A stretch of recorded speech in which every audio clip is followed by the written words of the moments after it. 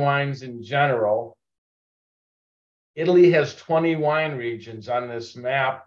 They're all marked on the map. It has 20 different wine regions. There's 18 regions on the mainland, plus the two of the wines we're tasting tonight are from the two islands.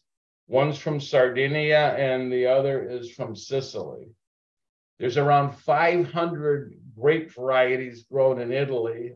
Most of them are indigenous to Italy, and a lot of them aren't found anywhere else. There's approximately 350 red grapes grown for wine in Italy and 150 white varieties. So it's quite a large number. Prior, to the latter part of the last century, every little village developed its own wines, and they grew wines that, were local to that area. And that's one of the reasons that there's so many of them. We said many of them are grown nowhere else. And real quickly, something that's useful to know when talking about Italian wines is the Italian wine classification system. It's a pyramid, and the higher you go up the pyramid, in theory, the quality is a lot higher because there's a lot more regulation around those wines. The bottom of the pyramid is vino di tavola. Translated, that means table wine.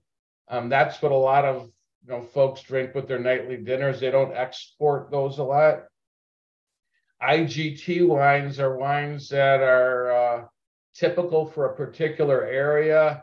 They're usually more simple. A lot of times they're not blends or single varietals, and they come from larger areas, and there's not a lot of regulations on them.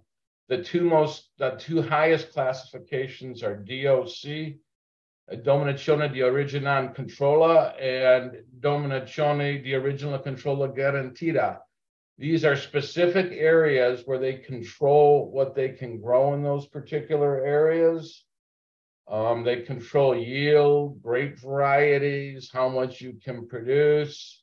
And the difference between C and G is every so often you've got to submit your wine to the authorities to validate that you're producing the quality of wine that you say you're producing. The easiest way to tell if you have a DOC or DOCG wine is if you ever buy an Italian wine and you see that little strip, you'll see DOC or DOCG on the neck. What they will do is each producer will get, in order to control the volumes, each producer will get a limited number of these to put on their bottles. And when they run out, they can continue to sell their wine, but they'd have to sell it at Vino di Tavola or at some lower level. So this is how they control production. This is how they control quality and that sort of thing through the DOC and DOCG system. When we were talking about table wine, big cultural difference in wine between Italy and a lot of Europe and the United States is how they view wine. This is a picture. I was in Sicily one time. I went with my cousin.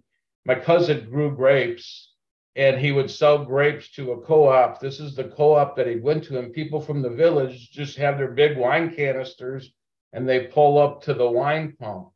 In Italy and a lot of Europe, wine is sort of a condiment. It's just part of dinner. It's nothing you'd ever think of joining a Friday night video conference on to learn anything about. It's just part of your meal.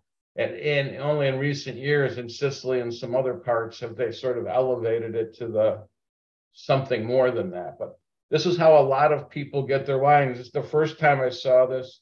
Last summer when I was in France, we were on a bike ride. We stopped at a winery halfway through the bike ride, and they were doing that for the people in that little village in France as well.